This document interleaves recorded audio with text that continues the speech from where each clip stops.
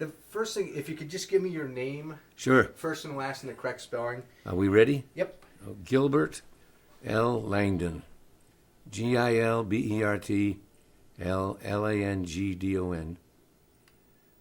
Senior. I guess we better put senior on there. Oh, you're a senior. Yeah. All right. Wait, now, you were in the Army Air Corps or Air Force? U.S. Army Air Force. Air Force. Yeah. How'd you get in? I enlisted.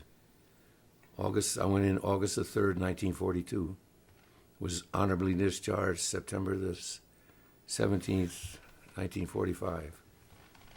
So did you chose that? I chose it, yeah. That branch. Yeah, absolutely. Had any of your dad or anybody else been in the service, or? No, my dad went into the field artillery, but that's all. He and my mother were divorced, and so it was kind of. I'm not absolutely sure when he went in, but he was in the field artillery during World War II. But he was discharged as overage in grade at a point, and I don't remember just when it was. Huh. So. How old were you when you went in? 18. So you're just a kid. Well, I couldn't wait to get in. I tried getting in the RCAF. They would take in the RCAF at 16. So I left home and hitchhiked up to Canada and tried to join the RCAF, but they stopped me at the gate. Said, "You got any money, boy?" And I laid $1 bill and a quarter and a dime on the table. Me and 3 of these border guards stood around the desk looking at that money, And they said, we can't let you in. You're liable to become a public charge. We're just going to deport you. That's how it ended.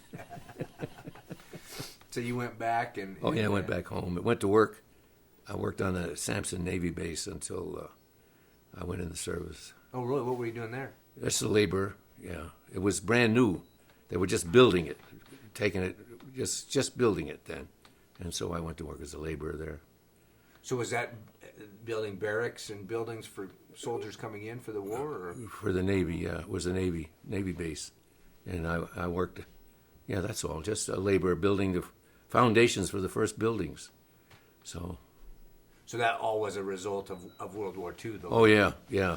Actually, I don't think this country was actually in war yet.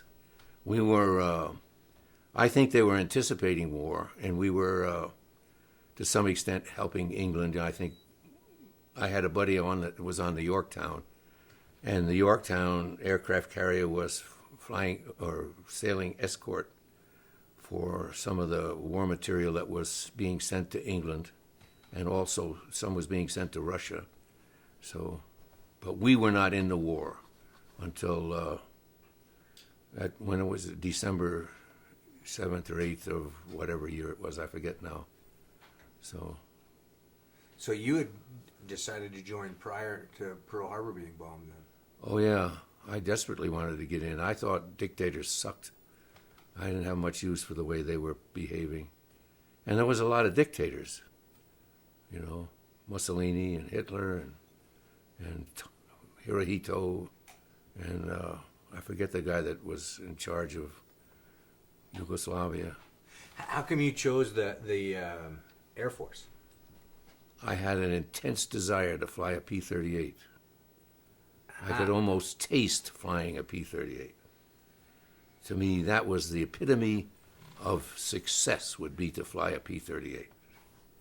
So you got in the service, you got enlisted, you turned, let me guess, you turned 18 and went and signed up right away. Well, I was 18 May 25th, and I was in the service at August the 3rd, 1942.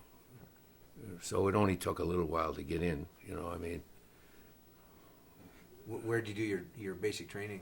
And, scattered around. Initially, we went to a base outside of Nashville, Tennessee. And then from there went to Biloxi, Mississippi, which I think was basically a basic training center at that point. And from then, they decided that they needed gunners a lot more than they needed P-38 pilots. we were losing gunners left and right. And so they said, you're going to be a gunner, basically. There was some testing and stuff went on in there, but basically they said, we need you as a gunner. So I went to also armament school, which means you learned how to put the bombs in a plane and release them and all this kind of stuff. The armament school was in Lowry Field in Buckley Field, Colorado, and the gunnery school was in Laredo, Texas. And then we went to... what did you do at gunnery school? How they train you to be a gunner? They had what they called AT-6s, which was a fighter plane, World War II type fighter plane. Advanced training plane, they called it. There they had a pilot in the front seat, and they put a gunner in the back seat with a kind of a thing here with a machine gun on it, that you could move it around. I had to hang my behind out of the cockpit to be able to run this thing, And they had a plane out here dragging a sleeve, and you shot at the sleeve with colored bullets. And when everything was over, they landed the plane and counted the colors in the sleeve, and you knew whether you hit it or not. Is that pretty because you're moving and they're moving? Oh yeah. Is that? Well, that's the first time I'd ever been in a plane too. So I think we were about 3,000 feet off the ground before I had enough courage to open my eyes.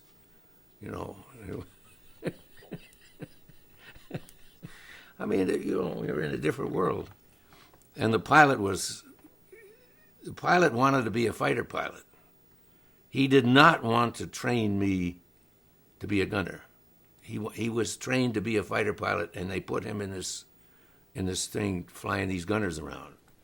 And he didn't like this. He wanted to be a fighter pilot. At that point, he wanted to go shoot down either a German or a Jap. It didn't make any difference who.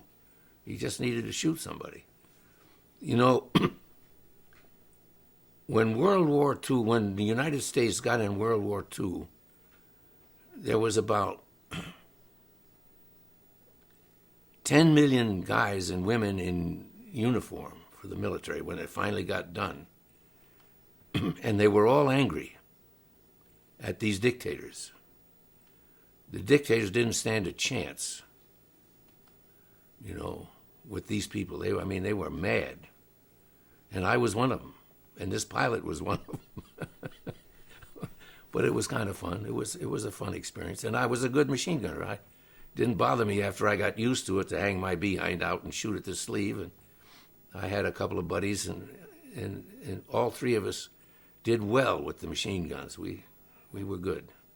Now you're just a sec here. You're kind of tall for a gunner, aren't you? Well, it would depend.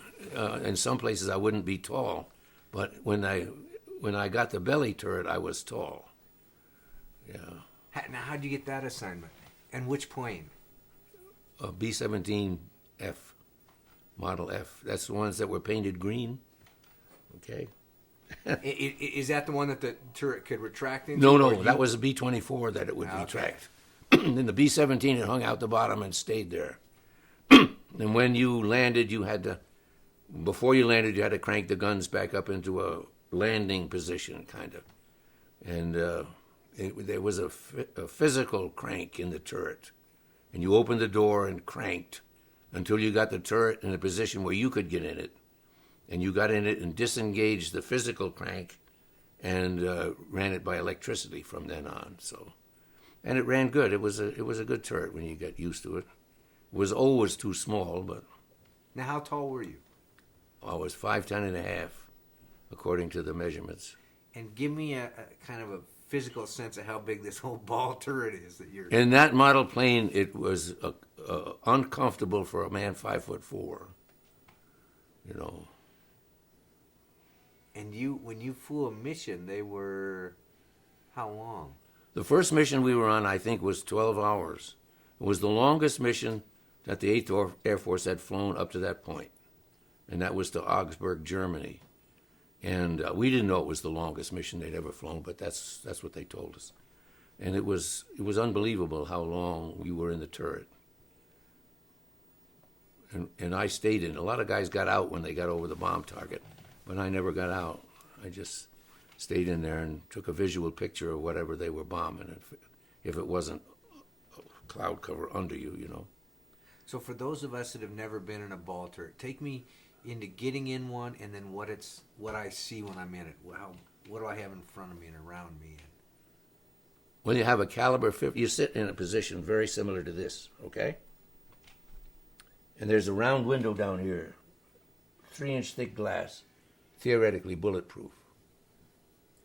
There's a caliber 50 machine gun alongside each leg. Okay, caliber 50 machine gun is a big machine gun. I mean, it's a big bullet, okay? Here, there's a Sperry gun sight, okay? You look through the glass, and you, with one foot, you regulate the hairs on this sight to where you're framing a plane that you're going to shoot at. Okay? The other foot runs the intercom. Under the seat, there's a little regulator for oxygen that goes into your oxygen mask. Okay? 2 handles up here with a button on the end of each handle. They run the turret. Either handle will run the turret. Either button shoots both machine guns. So you can take this arm down and put it across your chest and put it in a different position for a while. Then you put it back up here and do this one. And you can scoot your behind around a little bit on this seat. Beyond that, there's no place to go. Okay? So you're looking forward through this Sperry sight? Is that what you call it? Yeah. So you're looking forward. The guns are kind of separate from your body in a way, where they're... Well, the gun is fixed in the turret. When you aim the whole turret. Okay? You spin the turret around. It goes 360 degrees. You can spin it around and around and around. You can go up and down like this. It's regulated where you can't shoot the ends of the propellers off. Otherwise, you could come up high enough to shoot the ends off. You can kind of look and you can see the ends, but you don't want to shoot them off. And they fixed it so you can't, you know. Do you get... Because I assume that's a pretty quick motion. Oh, yeah. Do you get sick? Well, I didn't. I got a bloody nose once, and it would run down into the hose on your oxygen mask, and you'd have to break it to keep... So it wouldn't plug it up, and you could breathe, you know. Because you're at minus something degrees. Well, right? one time the navigator told me it was 68 below. I don't know. I never asked him after that. That was cold enough for me. I never wanted to know. And a lot of our missions were flown in the winter, so it was probably colder, you know. So what did you have for a suit to stay warm? What was it like? Well, I wore a pair of khaki pants and a khaki shirt and regular underwear, because I can't wear Army wool underwear. It's terrible on me. And they had a heated suit. They had 2 different kinds of heated suit. One, like a pair of kids' pajamas, you know, all one piece. I didn't have that kind. I had a neat kind that was a jacket and a pair of pants and 2 kind of slipper-like deals, one for each foot. Okay? But it wouldn't fit over my Army boots, this heated business. So I had to leave my Army boots in the plane and just put the heated thing on, the heated slipper deal on. And I couldn't fit the chute in there because there wasn't enough room for the chute. I had the harness for the chute. It was a chest pack. And I could wear the harness and the Mae West. A Mae West is a flotation thing in case you landed in some kind of water or something. So my parachute sat over here against the side of the plane with my boots tied to it. Okay? In your turret? Or up No, nothing would fit in the turret, man. I filled that turret up. There was... No. So what were you thinking? Because if you got hit... Well, for more often than not, I was thinking, geez, I got to pee, you know. One guy peed his pants, shorted out his heated suit, and they had to amputate his privates, you know. So it was absolutely desperate with me that I didn't pee my pants. They had a pee tube in the turret, and it would have had to been a guy more well-built than me to reach the pee tube, especially cold and scared, you know. So, you know. So where was it? Did that just come up between your legs then? And What? The pee tube? No, it was over here on the side. And, you know, I was sitting here with this heated suit and my pants and all that kind of stuff on. I'm not built right for this kind of a thing. So it was a case of not peeing in the turret. That's all. Because you sound like a little sardine packed in this. I am a little sardine packed in the turret. There was no room for anything. I could turn my head, you know, and there was plexiglass on the side of the turret. I could look out the side and whatever, you know. So you had vision left and right and Yeah, if I wanted to shoot, I had to look through the Sperry sight. And you needed the sight. Say your plane was going, we'll say, 150 miles an hour this way, and an enemy plane is coming at you at 500 miles an hour, okay, or 350 miles an hour. So the closing rate of speed is outrageous, and the guns are only good, they say they're only good for 1,000 yards. Other than that, they just spray, you know, and if you hit something, you're lucky. So the Sperry sight was that fast. It could, if you used the Sperry sight right, you could frame your target and shoot, and it would automatically track the target. It not track it, but lead it. So you could, you follow what I'm trying to say? Yeah. Wow. So it was different. It was interesting. And then we were a good crew, okay? And we flew, of the 30 missions, we flew 27 of them in what they call Purple Heart Corner. Now, when the B-17 is in a group, the planes are all staggered, okay? And there's always one, the last one and the lowest one. That's Purple Heart Corner. Ordinarily, if you are attacked by an enemy formation, they would come in from that direction, okay? Because you're more vulnerable there, that's all, okay? And so that's why it was called Purple Heart Corner. And we flew, of the 30 missions we flew, 27 of them were in that corner. So.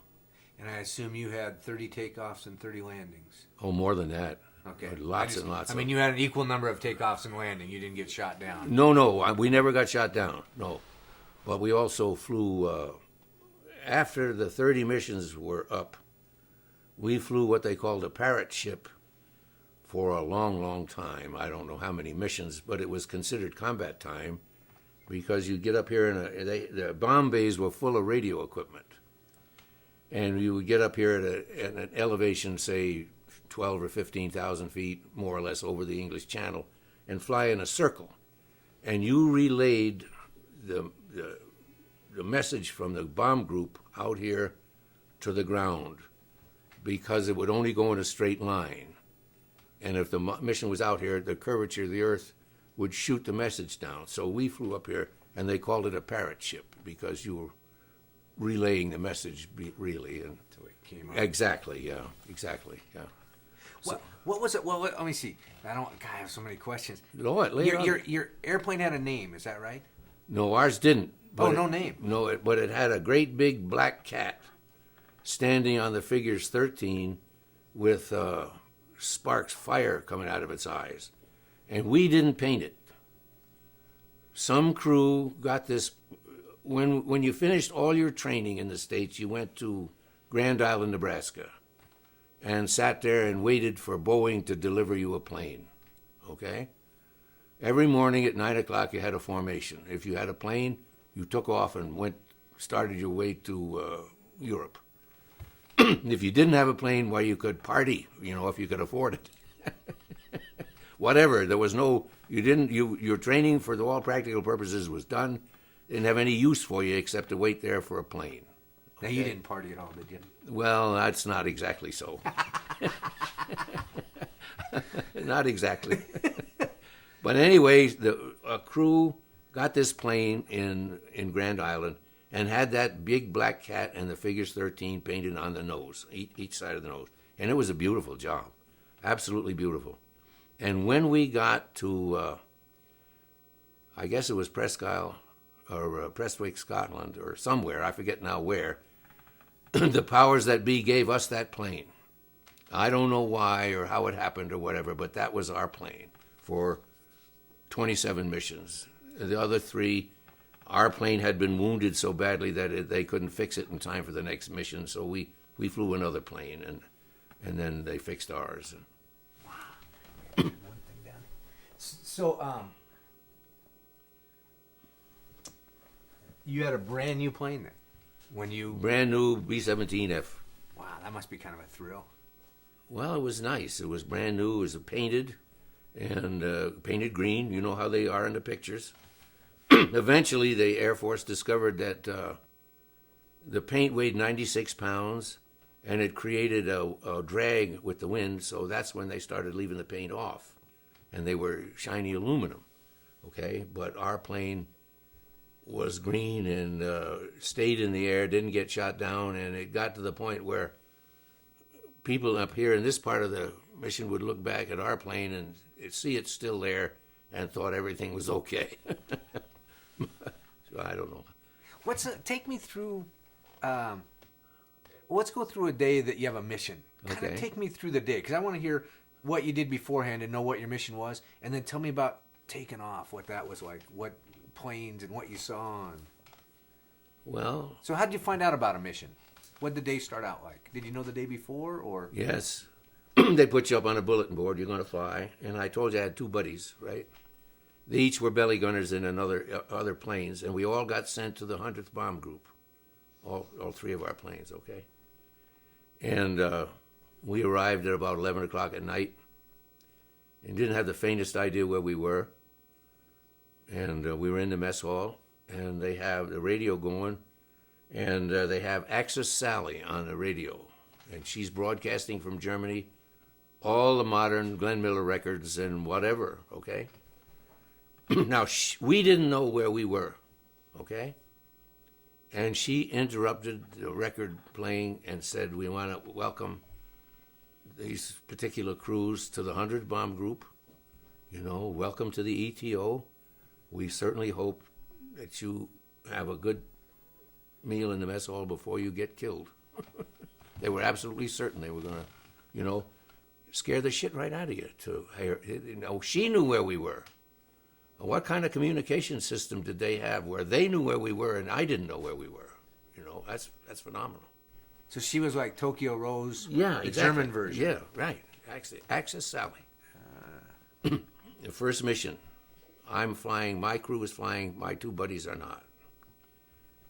In all the training, months and months and months of training, it never dawned on me in my naive soul that somebody was going to shoot at me. I was going to shoot at somebody. It never dawned on me, ever. So help me God, it never dawned on me. And now where I'm flying my first mission, takeoff is uneventful. We've taken off 100 times in training and all. It's a beautiful, beautiful day, clouds, fleecy white clouds, you know.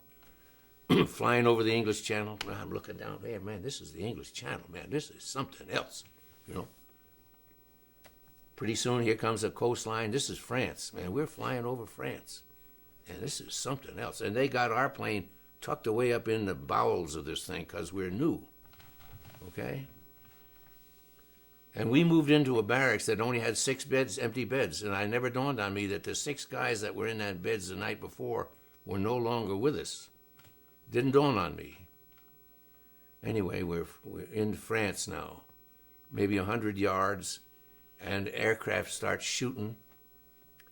I'm looking at a B-17 down here that takes a direct hit, okay? And I watched this B-17 disintegrate, 4 engines, 1 plane, all the bombs, and 10 guys, and there wasn't a piece of that plane fell out of the air as big as a leaf. I watched it. You talk about a brand new world.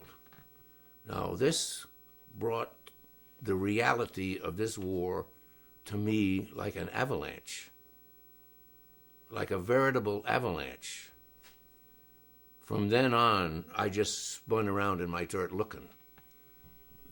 I was not waiting for somebody to come to me. I was going to be ready. You understand what I'm saying? And this is one reason why we were considered a good crew and were put in Purple Heart Corner, because we were all sharp. The top gunner, the tail gunner, all of us, you know. So anyway, that was the start. So you were, what, maybe 19, 20 by this time? I think I was 19. 19. So still, I mean, you're just just a kid. But most of them were just kids, you know. Even the pilot would be maybe 21 or something of that nature. And my co-pilot had gone through P-38 transition school. He was a totally trained P-38 pilot. And they needed co-pilots on these B-17s because they were shooting them down, just like they needed gunners. So they made him a co-pilot on this B-17.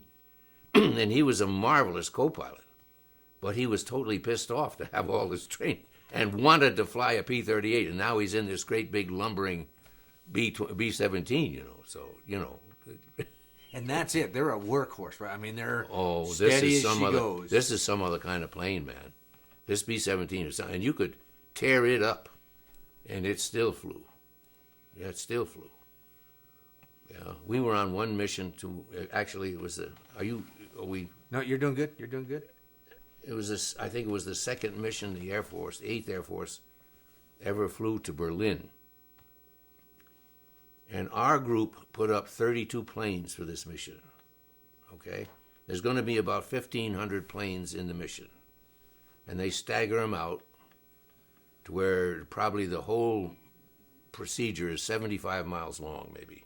It can only be so wide if you're bombing a target. You know, it can't be any wider than the target. And they want to blow the hell out of it, so they stack planes up behind it. And this formation was going to be, according to the briefing, about 75 miles long. 1,500 planes were going to bomb Berlin. And we had to be in between two layers of clouds at a very high altitude for a B-17 and all this kind of stuff. For whatever the reason, our 32 planes were not where they belonged.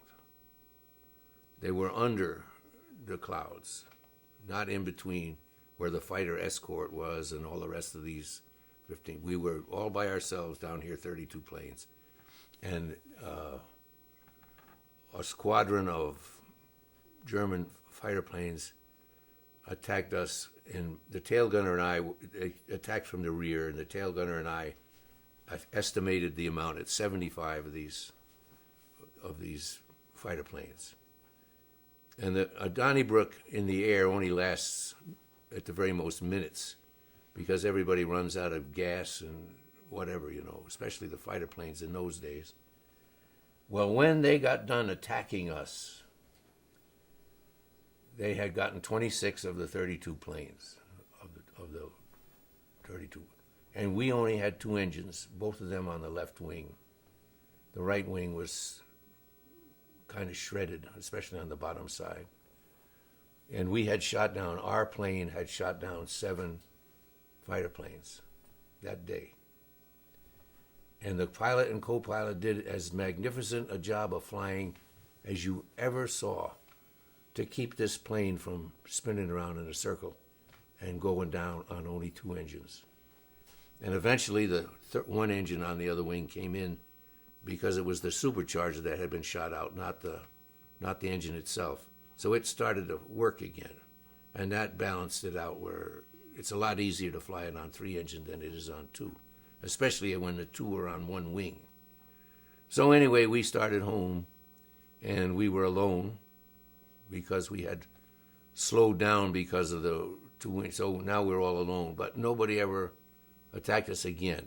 That group of planes ran out of gas that was attacking us, and they had to go down and refuel. And by the time they got refueled, while we were out of range, you know, they never came back up again. But it was different to land on the base and be the last of 6 planes to come down. And everybody had thought we're never going to come back. They'd already been in the barracks and started gathering up our belongings. And it was different. It was different. It's as close as I've ever come, I think, to being killed was that mission. What about your 2 buddies? Well, they both got shot down. I don't know whether they're alive or dead.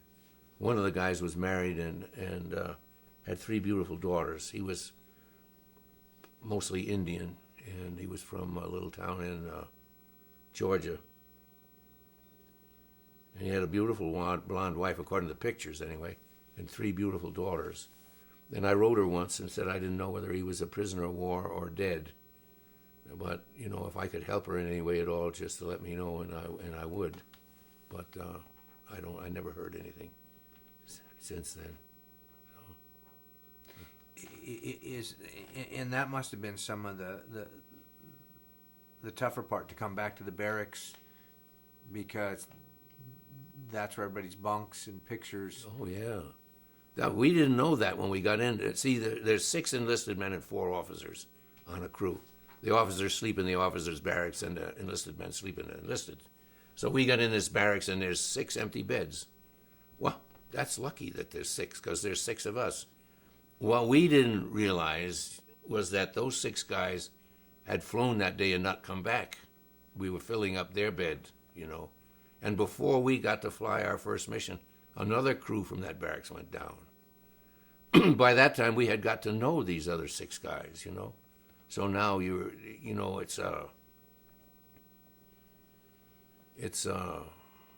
difficult to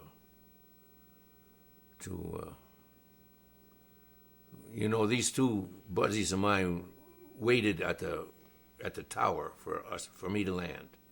And then they wanted to know when I was taking my guns out of the plane and all that kind of stuff, what was it like? What was it really like? And I had to tell them what it was really like. And one day, this one kid from Georgia flew, and the Indian and myself did not fly that day. So we waited at the tower for him to get in. And when he didn't come back, he and I cried, okay? And then one day, he flew and I didn't fly. And so I waited for him at the tower, and he didn't come back. And I cried again, and then I quit crying. You know, when you live through it, you say, well, there's a different thing. You become inured to death in a certain sense. It's just as scary, but you say, rather than, I don't know how to explain this. You consider yourself lucky that you are still alive, and that's as far as you can go with it. They used to tell us when they brief us in the morning that your life expectancy in combat is 17 seconds. That ain't very long when you're 19 years old, especially when you have lived the life a 19-year-old lived before World War II. Now the kids 19 years old know 40 times more about living than I knew. You know, I mean, this is a much faster-paced world. You know, if somebody smoked a marijuana cigarette when I was a kid, they were ostracized from society. Now everybody smokes the damn stuff except me, or not everybody, but one hell of a lot of people do. You know, they bring cocaine into this country by the ton anymore, so it's a different world, you know. So for all intent purposes, you were a little boy. Absolutely. Compared to... Absolutely. When I got home, I was still 20 years old, decorated with all kinds of ribbons and medals and all that kind of stuff. And I wanted to get married. I had to get my mother's permission to get married. I couldn't vote. And they used to take me to bond rallies. When I came home on this particular leave, the war was still going on. You know, we got home because President Roosevelt made a point system. If you had so many points, you could get home. And I had all kinds of points, lots more points than you needed. So I was home. And they'd have a savings bond rally, you know. And they'd invite me. I'd go to the savings bond rally and look at here's, all the medals and all that kind of stuff. Buy bonds and all that kind of jazz. It was remarkable. It was interesting. It was fascinating. And it was bewildering at the same time. Because you were revered. Basically, a lot of people did. You were a hero. I didn't think I was a hero. I thought I was just lucky to be alive. A lot of people thought I was a hero. Well, I got a letter from the mayor and a medal from Governor Dewey, who was the governor of New York at that time. All this kind of stuff. And I had to get permission from my mother to get married. I always thought that was bewildering, I couldn't vote yet. You had to be 21 to vote.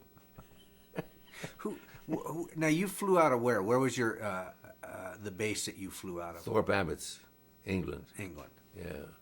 And which squadron? Is that correct? That was the 100th Bomb Group, and they had 4 squadrons. I was in the 350th Squadron. The 100th Bomb Group. It's called the Bloody 100th. We have a book here on it. It was that was one time it was wiped out, and it was wiped out a couple other times too. We had D on the big D on the tailboard, on the tail of the plane. It was D for dollar. That was the call sign. And the slogan was D for dollar, dollars you don't come, dollars to donuts you don't come back.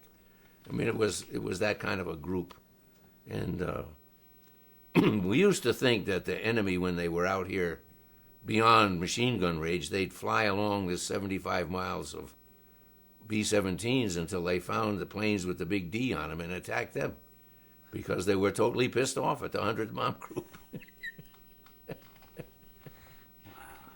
What were your targets usually? What are some of the targets that you had? Well, Schweinfurt was a big one. That was one of the most heavily protected, and that was a ball bearing factory, and everything ran on ball bearings. That was a bitch of a target.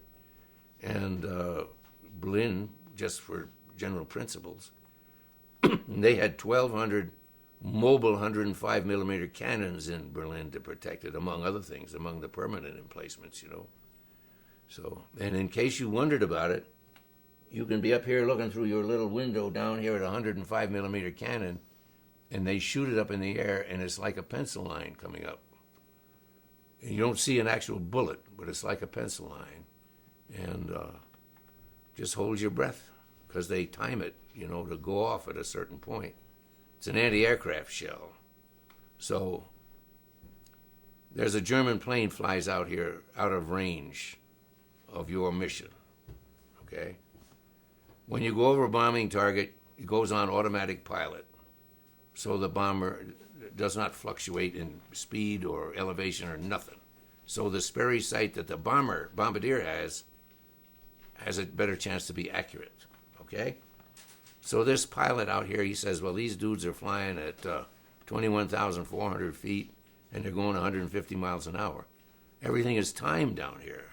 Okay, and you can fly, and at a certain point, it looks like you're flying into a black thundercloud with anti-aircraft shells exploding. And if you get through that, you're lucky. And like my pilot says, Gil, we were awfully lucky. And we were lucky. We were good, but we were also lucky. You don't have any defense against anti-aircraft, especially on a bombing run. So, you had to be lucky. We were lucky. Because their goal, see, now I'm starting to learn this. I used to think their goal was to hit you. I mean, they'd be glad if they hit you, but really they're launching flak in the air? Is that flak? Yeah, flak. It was so thick you could there's a joke, you could fly on it. It was thick enough you could get out and walk on it. And I've watched it pop the rivets out of the plane, with the explosion. 3 times my little window glass got cracked where they had to put a new one in, and we got down. So, the flak was a bitch. It was something else. So it would just shred your plane then? Everything, yeah, absolutely. It was much more effective as shrapnel than it was as a bullet. So that would explode, and then as you flew into it, right? Exactly. Propellers, engines. Especially when this guy out here has said, and they have timing devices on the bullet and on the gun and all this kind of jazz. They just shoot it up here and let you fly into it. So. And they were good. their technology was fairly good, it sounds like. Oh, they were good. Yes, there's sometimes when I think about the whole thing, I'm not too sure that we didn't just outproduce them is how we won the war. You know, when you can fly a mission and they shoot down 26 B-17s in one day and 260 10 men to the plane. That's 260 very highly trained people, you know. It took them, I forget, 9 months or something to get me to where they thought I could do my job. I don't know how long it took to train the pilots and co-pilots and bombardiers, navigators. So, you know, I don't mean that we could, I think that we could, the fact that we could mass produce the material that we used in World War II faster than they could destroy it helped to get this damn thing going. Because actually, the Germans had made Europe into a fortress, you know. And Dwight Eisenhower damn near called off D-Day with a group on, I think it was Omaha Beach, but I've forgotten now for sure. But they couldn't get in. They couldn't get where they wanted to go. They were being held on the beach, just pinned down on the beach. And the Rangers had orders, you know, no prisoners. And I had a Ranger friend that said it was terrible to have a German walk up to him with his hands in the air to surrender, and he had to shoot him because there was no place to put prisoners. You know, the body was covered with American dead as it was. You know, I've heard that the sand was running red. I don't know whether that was an exaggeration or not, but it was probably pretty red. But anyway, they finally got started in there. Do you remember because you talked about your baptism, where all of a sudden you realize that, my God, they're going to be shooting at me. Do you remember seeing your first plane coming at you? Yeah, absolutely. What's that like? Well, you get trained to shoot in short bursts with your machine gun, because as the gun shoots, it kicks. And when it kicks, it gets off the target. So you're supposed to 3-round bursts. I forgot that rule. I just shot, and I got the plane. Yeah, so anyway, it worked. But was he close? He got pretty close. Yeah, he got pretty close. So basically, if he's coming on or beside you, you're going to track him and try to. Oh, absolutely, absolutely. Yeah, it is. You don't be in one position. You're moving constantly. Because, well, obviously the closing rate is outrageous, you know. So even if he comes in from the back, he's moving it up to 500 miles an hour, you know. So, and there was a lot of them were damn good pilots. Lots of them were. You know, they got their training in the Spanish Civil War on the side of Franco. And a lot of our pilots got their training with the AVG, or whatever they called it. They had a volunteer business, kind of like the Flying Tigers in World War II. Okay, there was a bunch of Americans flew for the Free Spanish, whatever they were over there. And they got their training, you know. But some of those German pilots were outrageously good, man. And they certainly had a lot of nerve. You know, they blew the shit out of England. They blew up everything they could get to. And England, you know, London encompasses 54 square miles. You could be in London, say, at a hotel or in a bar someplace, and they blow the hell out of someplace down the street, or all you could hear is the noise. You never know what was happening, except for the noise. You know, it's a big place. Could you see pilots, or was it just a plane that was in front of you? I mean, is it that close of? Well, on this mission over England that time, where there was so much shooting going on, totally by accident, there was 3 German planes, basically underneath me, shooting at a B-17, kind of like almost in a row. And so I shot down on them. That makes them terribly, terribly vulnerable to shoot down on them, because their wings are right out there in front of you, their engine is right there in front of you, the cockpit is right there. the plane is bigger in that position than any other position. And I got glimpses of pilots.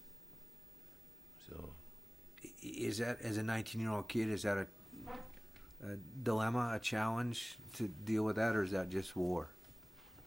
after a while, it's just war. At first, it's a challenge. Then you say, it becomes you become conscious of why you were made a gunner. If you don't shoot him down, he's going to shoot you down. It becomes that simple. The pilot becomes aware that he's the chauffeur, okay? And he's got to be good. I heard one of the guys last night on the show I was watching, and he said that their slogan, he said you felt bad at first, but better thee than me. Absolutely. I never said it in that way, but it was the same thing. Absolutely.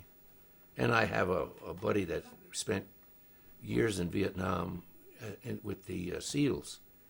There's a close buddy. As a matter of fact, I think he's gotten 6 Bronze Stars, which was astronomical for awards for basically a foot soldier.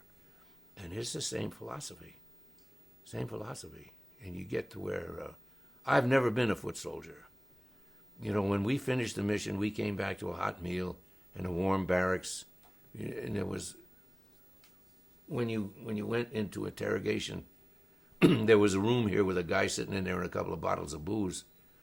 And you could check your name off a list and get a pretty good size hooker of booze, which even at a 19-year-old was good. And then there was only 4 guys on my crew that drank. So this guy that dispersed the booze was not adverse to having me come around and get back in the line and check somebody else's name off.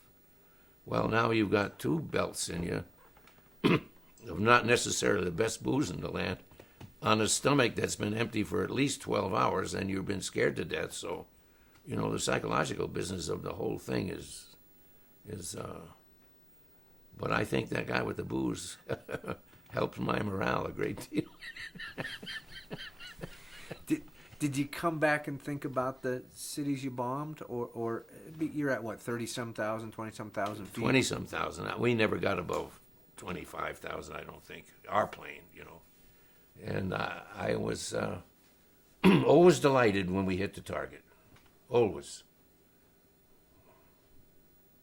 Were you fighting a country or people? I mean, in your mind, your enemy was... My enemy was the dictator and his hordes. I used to have some black and white photographs, and I never will forget one of them was a flat car, railroad flat car, stacked with bodies like logs of the people. I don't know where they were going with the flat car. I don't know how they got them. I just had the pictures of these, among other things. And Hitler changed warfare. He fought the whole people. If you think about what you see of war prior to Hitler, the Genghis Khan and his hordes, or even Attila the Hun, they charged out of there and found another army someplace. Out here in the prairie, they had a meeting and fought their thing with the swords and the spears and the lances and all that kind of stuff. But the people in town generally were left out of it. This guy declared war on the country, man. I mean, he blew the shit out of everything he can get a hold of. It didn't make any difference to him what it was, or whether you were a woman, a man, a child, whatever. It didn't make any difference to Mussolini. It didn't make any difference to Hitler. Didn't make any difference to Hirohito. Just think of what happened at Pearl Harbor. Okay? There's 1,400 guys or 1,700, whatever it is, on the Arizona that sank with the ship. It sank that fast where this many guys never got out of that ship. And for what reason? Why would you want to do this unless you want to dominate a whole country? I don't want to be dominated, man. No. They fixed it up where this old man is permanently pissed off at dictators. Doesn't make any difference to me whether they're a bureaucrat or what they are. I don't like dictators. I wasn't born to take orders from a dictator. I have a fervent belief in God, and He created me a free human being, and with theoretically a conscience, and that's how I want to live. And is that? It sounds like the good thing is that you and the American troops, it was the common person in a unified protection. Absolutely, Yeah. absolutely. It was built. You talking about the formation of the B-17s now, or Well, I'm just talking or the about whole the army, overall. the whole thing? Yeah. Oh yeah, absolutely, absolutely. Yeah, there was a point when the B-17s were employed to drop supplies to the troops. You know, some of Patton's army moved awful fast. When they got over the initial landing, they really moved like lightning. They moved ahead of their fuel supply. Their tanks ran out of fuel. The guys that drove the fuel trucks couldn't keep up the supply. They had stretched the supply line out too far, you know, too fast, or not too far or too fast, because they wanted to win the friggin' war, but it was too fast. Everything couldn't keep up. This was also new for America. America had never been in this kind of a war before either, you know, so. And if you break that line, if you don't have the supply line, then If you don't have a supply that's how we line. took Japan. Right, exactly. Right. That's why Truman advocated using the nuclear bomb, because the supply line would have been outrageous, and to invade Japan, to have a physical force invade Japan, would have crucified thousands and thousands of Americans. I believe we would have won, but I also think that we would have lost thousands and thousands extra men. I think it was good that Truman dropped that bomb. And how big was your crew on your plane? How many? 10. 10. 10 men. They made it 9 after I had finished flying. You know, we had a ground crew, okay, taking care of our plane. Mechanics and armorers, pardon me. And they could,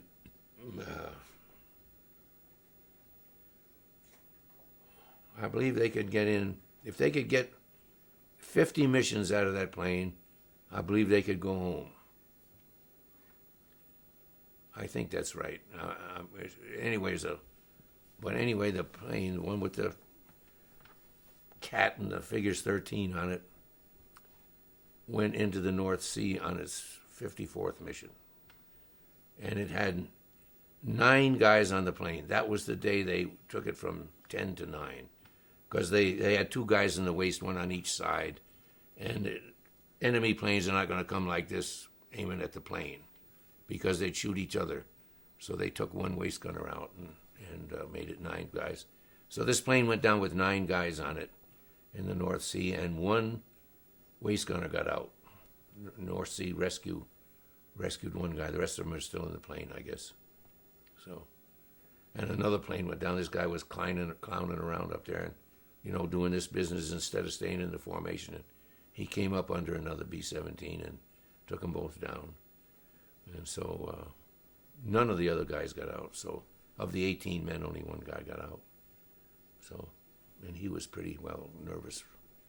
Yeah, he was pretty upset when they finally got him back to shore, which I don't blame him. That has to be a pretty close group, team of 9, 10 guys. You get pretty close. Pretty close. They, when we finished flying that Parrot Ship and all that kind of jazz, you know, they sent the rest of the crew home and made me a gunnery instructor at another base that was just getting started, okay? And no, for no more reason than I was a good gunner, okay? But they sent the other guys home. When I went to this new base, I was considered some kind of a hero.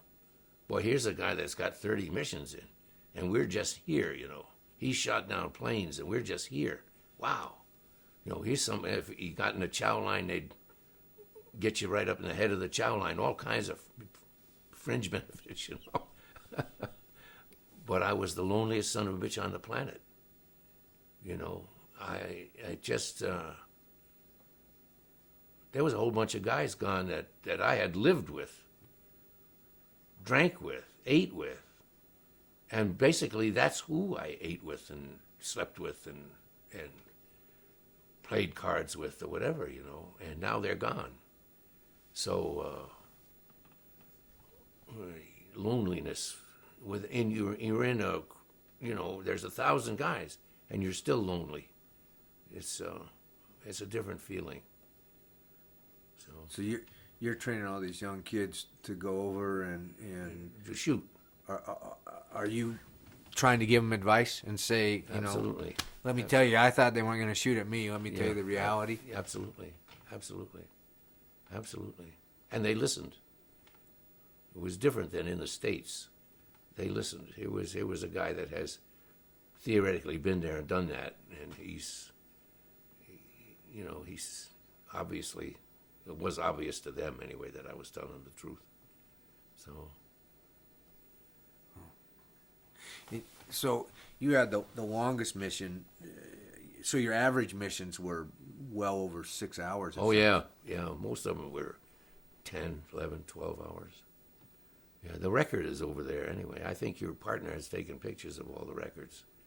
But there's a hell of a lot of combat hours there. Are you? Is it the type of thing once you get up that you're busy, or is there? Because you got to get over the channel, then you got to get. So is it a lot of just waiting? Or oh yeah, absolutely. And if there's no action, you know, if the engines are all running right, it lulls me. It lulled me. Okay, there was a point in the mission if there was no action, where it was awful hard to stay awake. Okay, if that's not too hard to believe, that's a hell of a place to take a nap.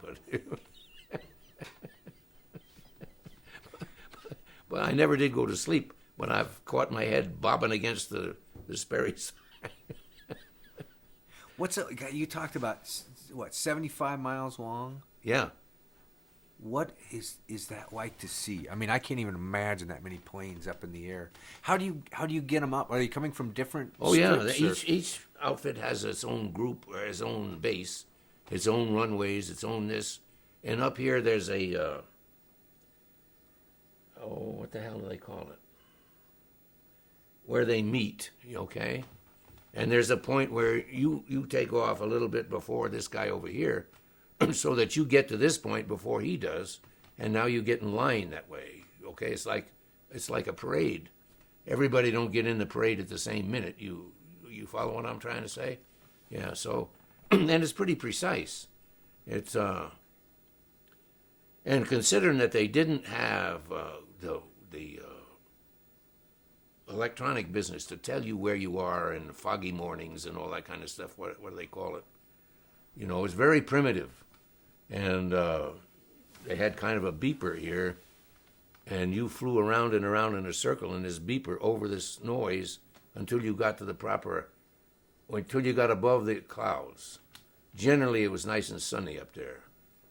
At 10,000 feet, you had to put on your oxygen, and most of the clouds over where we were, you could get above them at 10,000 feet, and then it was a beautiful sunny day. It was awesome. But I was amazed that and sometimes planes wouldn't pay attention to what was happening, and they'd have a wreck right there and crash, you know. We've got a special here that was put on years and years ago. Oh, I forget now. One of the more well-known reporters is the narrator on it. And they got an awful lot of pictures of B-17s. Andy Rooney. No, it wasn't Andy Rooney. No. Crashing, you know, and this kind of stuff. And it's interesting. There's a couple of pictures in there where they show my group. And, you know, it's interesting. If you like, we could show you some of these after this is all done if you got the time. That'd be great. So it's not just like you take off the runway and now you and you're all. John Palmer is the. Is that the narrator? Narrator. Oh, yeah. okay. Okay. No, you don't all take off. You take off in a line. There's pictures of it in this. And you got to jockey around for a while before you get everybody. Oh yeah, absolutely. Yeah. So we must have lost a number of planes to friendly fire. I mean, so to speak.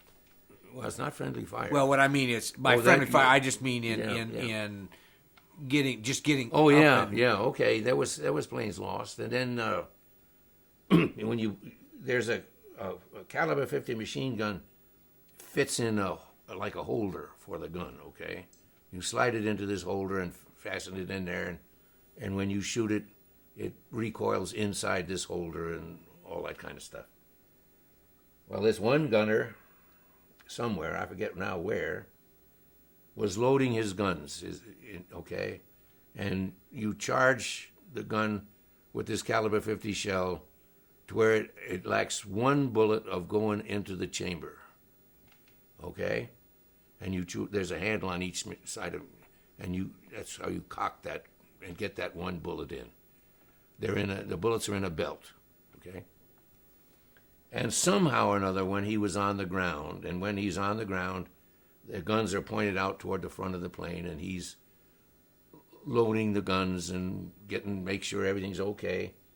He got a bullet in the chamber on either one or both guns, I've forgotten which, and it fired.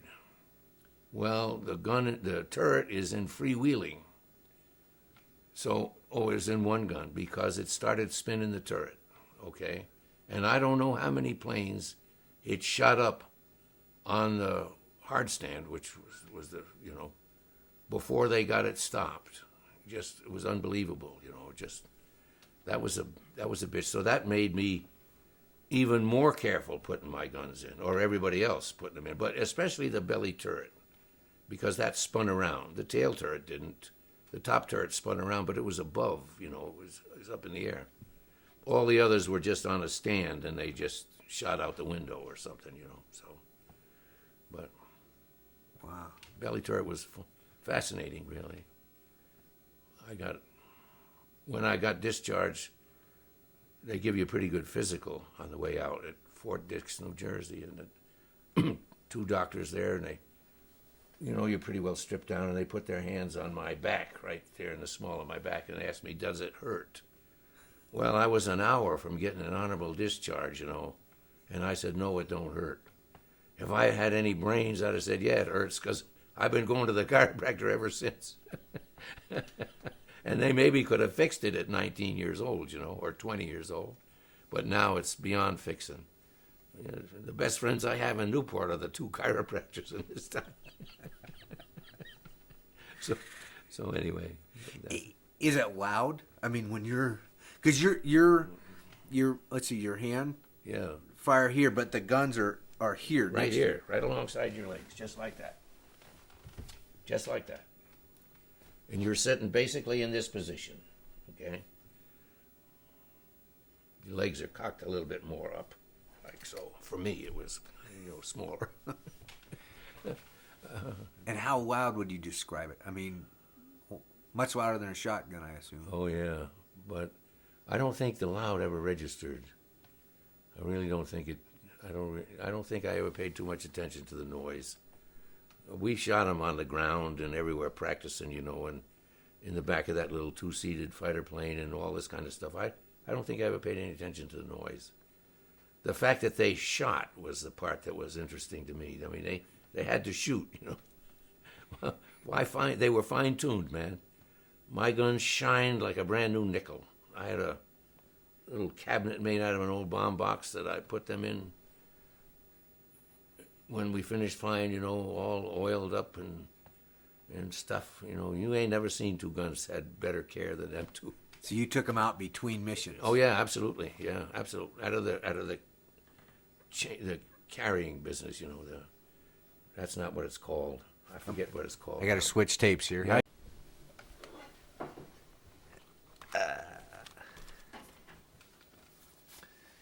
All right. So bathroom in the service. Tell me about that. Okay. When we were stationed in England at this 100th Bomb Group, it was a old English base. It had been built to take care of dirigibles. Okay?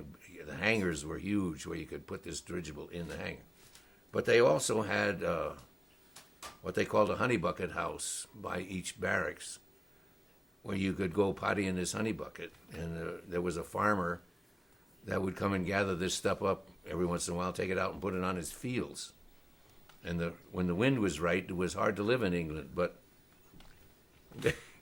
there's two ways that you can go when you can be scared shitless, okay? Or you can get the shit scared out of you. It just depends on where you stand, right? I had a buddy that was my closest friend, not the Indian, but on the crew, was scared shitless. And he couldn't go. I mean, it was days and he couldn't go.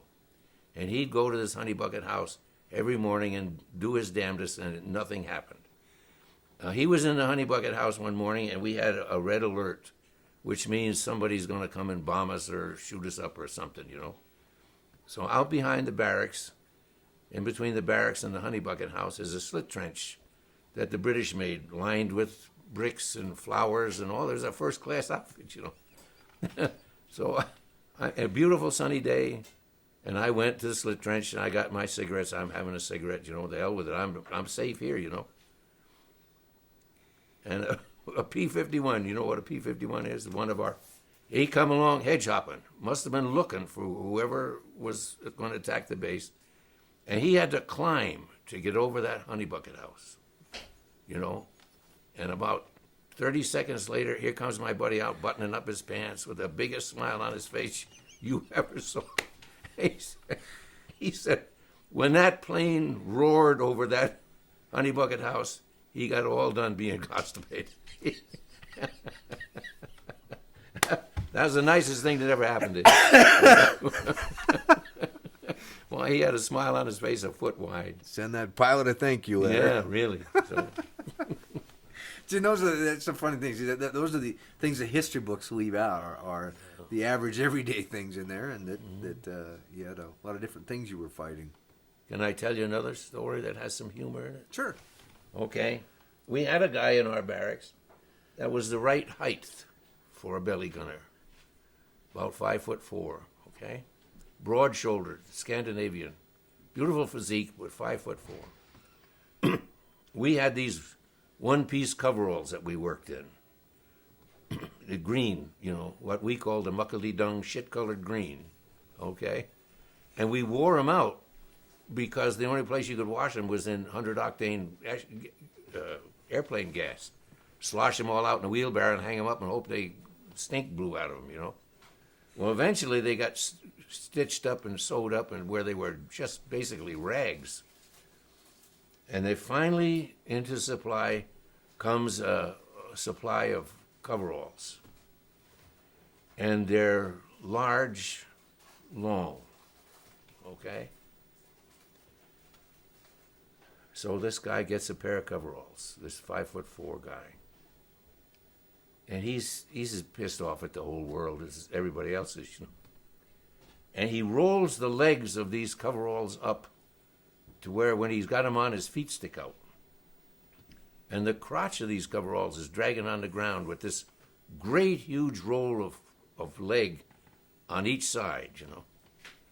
And I walked behind him, and he walked to the mess hall deliberately so everybody would see him. The officers, you know, the big shots, and look at what I got, you know. And I walked behind. If I could have had a movie of that, you know, Disney would have paid me a small fortune to see this guy walking down the street with them coveralls on. He had to walk like this with his legs, you know, like he pooped his pants.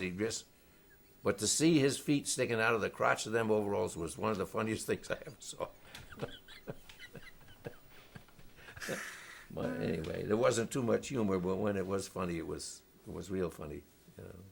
What, did you guys fly every day, or were you flying every other day? No, not every other day. We flew. They have what they call Big Week, where they flew. Our group flew every day for 7 or 8 days, and we flew every day for 7 or 8 days. I forget now what it was. But that was the exception rather than the rule. The weather would shut it down in the wintertime a whole lot, and losses would shut it down, and lots of extenuating stuff. But when Big Week made history, and it's in the history books, Big Week, but I really have forgotten when it was, but it was a really a vengeful attack on the German business. How did you pass time then in between? I played poker. Every night for 9 months, or every night I was available. Never lost. Not one night did I come out losing. I lived through the war. I think I was one of the luckiest guys alive.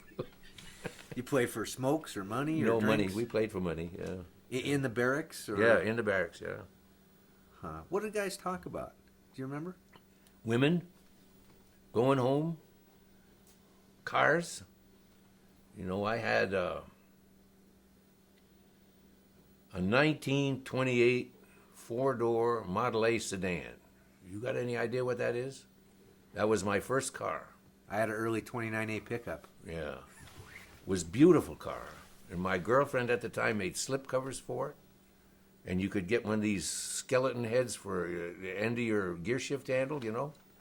And if you could buy suppressors, you could hang a radio under the dashboard. Remember? And you could have a manifold heater where you open this little door and all the heat from the manifold blew in. It'd cook your girlfriend's legs off and you'd freeze your ass off over here, you know. But it was my first car.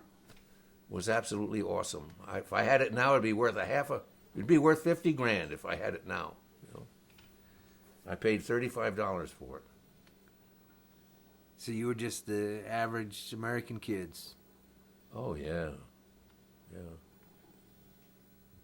I guess so.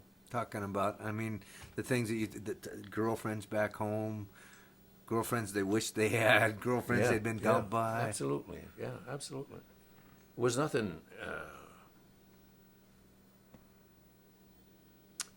I don't know. It doesn't seem like there was anything spectacular going on in America to talk about. It was the Depression, you know. If it wasn't for the war, World War II, we'd probably still be in a depression. And the world, you know, it changed. I remember a guy coming to my house when I was about 10, a salesman, to sell my father stock in a supermarket. I think it was Safeway, but I'm not sure. And I was about $2 or $3 a share at that time.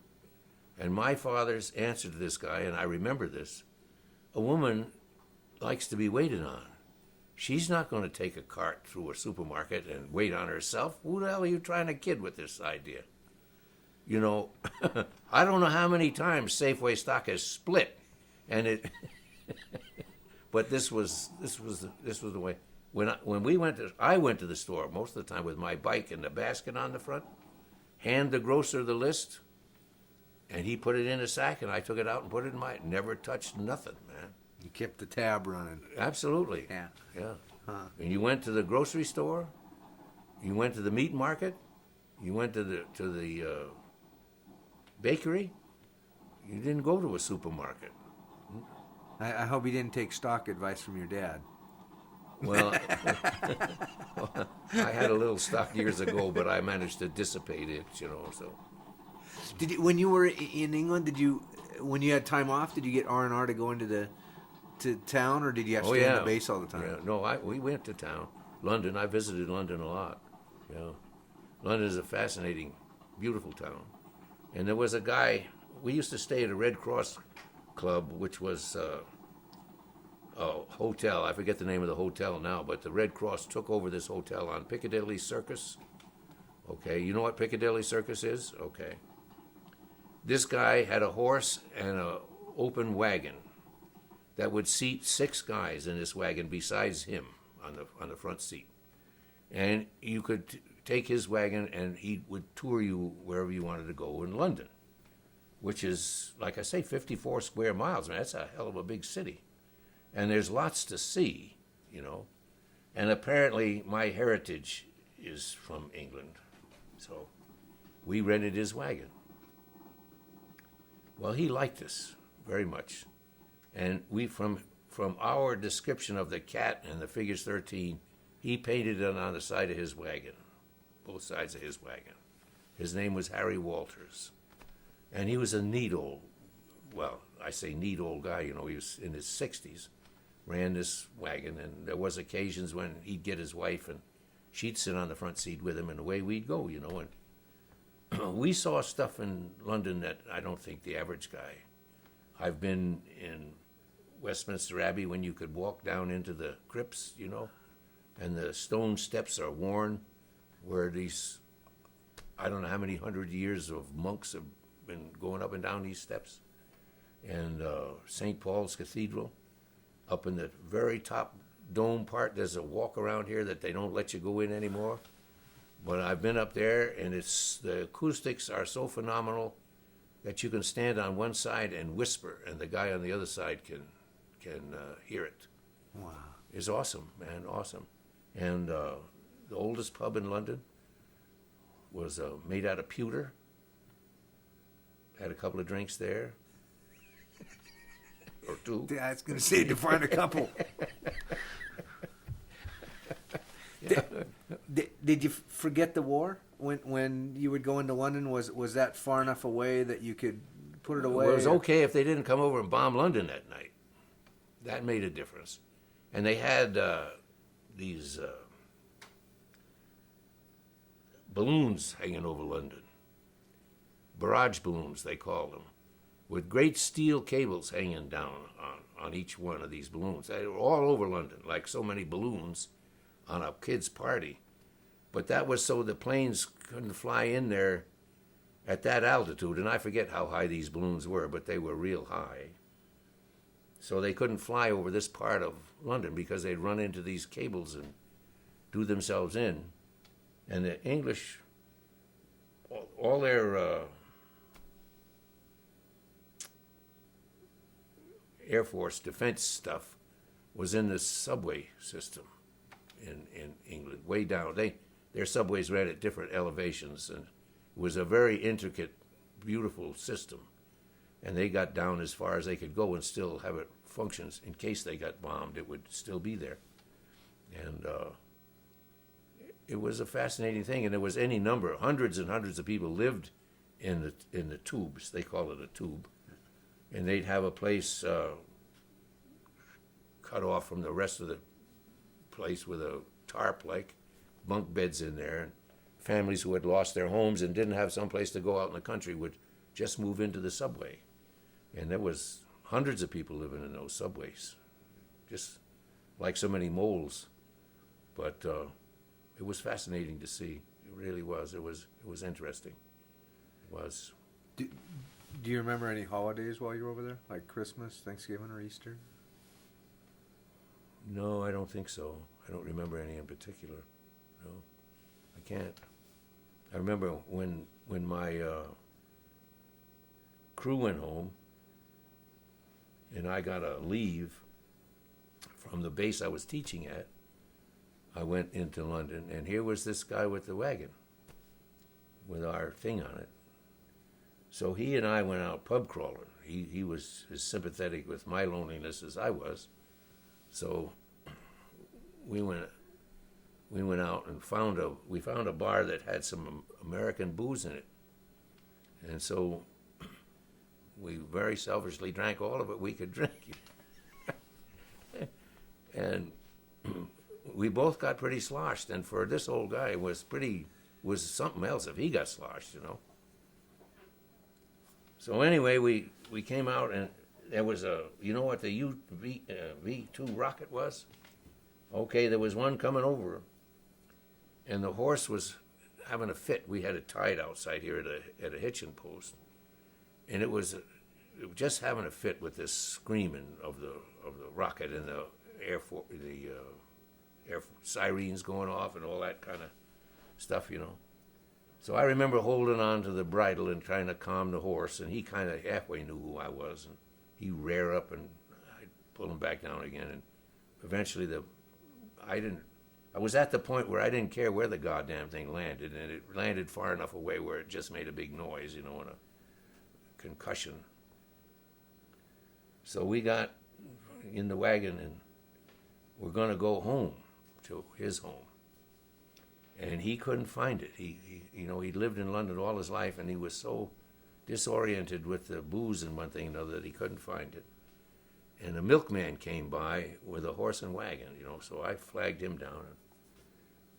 Could we, how close was his dairy? Could I take this horse and wagon over there and bed the horse down? Well, he was sympathetic to the cause, and he's sure. So we bedded the horse down in his dairy and called a taxi.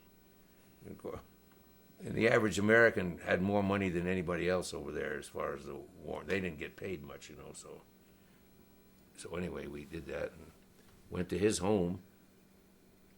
And he and his wife slept under a great big oak table. They had a mattress on the floor under this oak dining room table. And they had a couch in that room turned around to where the back was out and the cushions were on against the wall, And so we bedded down there, and I woke up to an explosion outside. It didn't break the windows, but it made the shade flap in the window, woke me up. And he's standing there in the doorway offering me a cup of tea, which, they almost did me in. I don't mean to belittle his drinking habits, but tea was not what I needed at that moment. But it was a fun experience. It was different. But I saw a lot of things in London that I never would have seen without him. The Tower of London and all that kind of stuff, And fascinating city, really awesome city. Did you usually travel in your uniform or your civvies? Oh no, we always had uniforms. We couldn't travel in civvies. We went in uniforms. Did that gain extra respect in London? Were they glad? Well, it depends on how you behave. There was a lot of guys that would become very arrogant and a pain in the ass, and I don't think I was, but I had made a lot of neat, nobody ever ran me off. They were always interested in, if I was interested, they were interested in my interest, to me it was a fun, neat place. I enjoyed it very much. Do you feel that England was as unified as the United States, or did they look at us as? No, they were unified. You bet. When one of their soldiers stationed in England went home on a leave, he came home with every piece of artillery he owned, rifle, bandolier of bullets, hand grenades hanging off his thing. And if London was attacked, physically attacked, he was supposed to stand there and fight, just like they are in Switzerland. Everybody in Switzerland over the age of 18, up to 18 or 60 or so, is in their army. And they all have their guns at home, and that's where they stand to fight if they get invaded. So I think England was on the same situation. But it was a fun, it was different.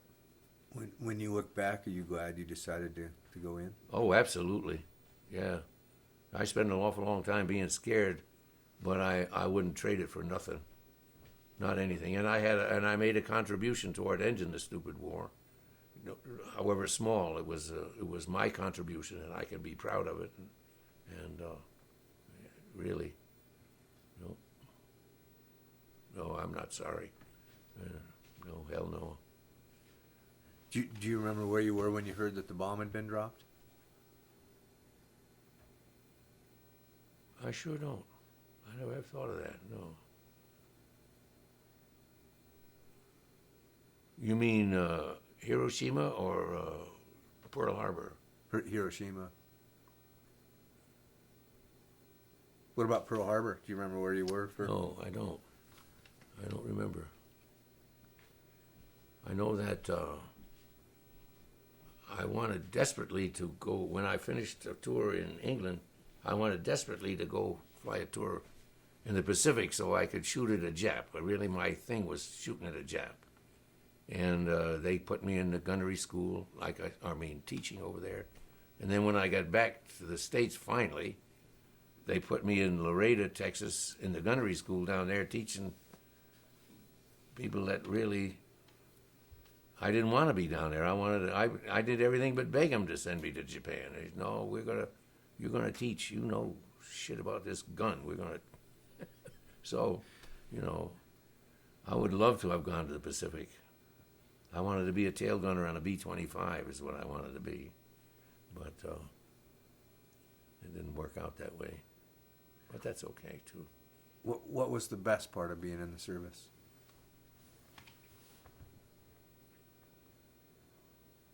I don't really know what would be the best part. What about the worst?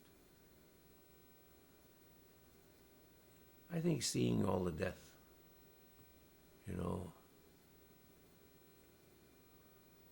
an awful lot of death. I think they lost 25 or 28,000 guys in the 8th Air Force, just in the 8th Air Force. And it's for me, it was a terrible thing to watch a B-17 go down.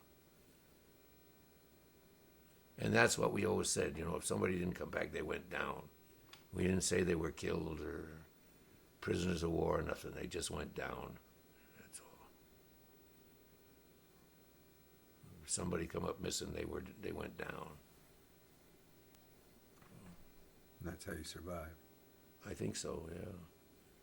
It's the only defense you could have, really. But there was an awful lot of death.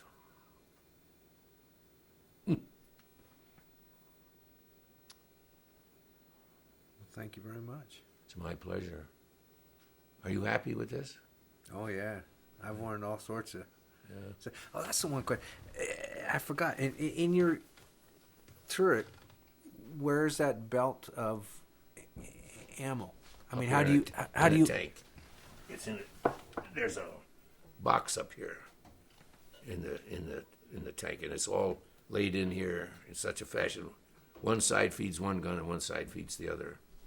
They're metal links. Have you ever seen a belt of ammunition? Okay, they're metal links. And there's a little chute where when your link is ejected, it's supposed to go out of the turret into the air, just disappear. And like I said, there was times when I shot so fast it didn't eject properly. So they'd gather up on this little window if I was shooting down. And sometimes I'd have to shoot with one hand and grab the links with the other hand and stuff them in this little chute so I could keep seeing out the window, you know. But, you know, you have to improvise, I guess, a little. Because I imagine anything loose, you're flying around, and if there's nothing loose in there. No, you believe there's nothing loose in there. No, nothing loose. Huh. I heard the saying, but it must, that the whole 9 yards, that comes, and I don't know which point it was. The ammo was 9 yards long, so they'd say, did you put the whole 9 yards in? I don't know. I don't know where that came from. Huh. We used to put it in by the box full. It comes in a box, and the armor was a good friend that worked on the ground, you know. So anything we needed, why he was more than willing to help us with. The master mechanic over the plane was a great big guy from West Virginia. Are you ready for this? You want some more? Yeah. Okay. He was a good master mechanic, ran a good crew. And he went into this little town of Dickelberg, which was the nearest little town outside, and got in the pub and got sloshed, and some people give him a bunch of shit. And he threw a couple of natives out through the front window of the pub and got his ass in a crack. And the MPs arrested him, and the townspeople wanted him crucified, absolutely crucified. And they insisted on it. They'd come out to the base. And so you know what a general orders is when the army and on this paper. So here comes the general orders. Master Sergeant Rissell is hereby reduced to the grade of private and forfeits all pay and whatever, and on and on and on. And then they start with other things, you know, the mess hall needs this and whatever, and something else. And way down at the bottom of this page it says, Private Riffle is promoted to the rank of sergeant. But the townspeople never read the whole thing. They were satisfied with the top paragraph, you know. They busted that son of a bitch. So the Air Force took care of this sergeant. I used to have that general order, but I somehow got it misplaced. But It was fun to have. Did you usually come back empty? Your ammo? No, there was a lot of ammo in there. Oh, really? Yeah, and I never could. A dogfight only lasts seconds, just seconds. Here, I'll get back. You're fine. It only lasts seconds. And I had this buddy of mine that was in Vietnam says a firefight on the ground, it only lasts seconds. It seems an eternity, but it only lasts just seconds. I don't see, the foxhole warfare, where a guy got in a foxhole, like you say, and stayed there for days on end. I don't think that happened much. There was something moving, apparently. So I don't know. Huh? Never happened to me anyway. So always going. Like you said, they're coming at you at X speed, and you're going X speed. So if it's coming head on, you can imagine what it's like. And if your guns are only accurate to 1,000 yards, you can imagine what a short period of time he's going to be in range of those guns. Even if you can, as he goes by, you can spin fast enough to get around. It's only seconds, just seconds. Of course, you can spray an awful lot of ammunition out of a caliber 50 in seconds, but even so, I think if they're tuned up right, they're 2,700 a minute or something like that. So, with some weapon, wow, awesome weapon. Well, great. Yeah. Thank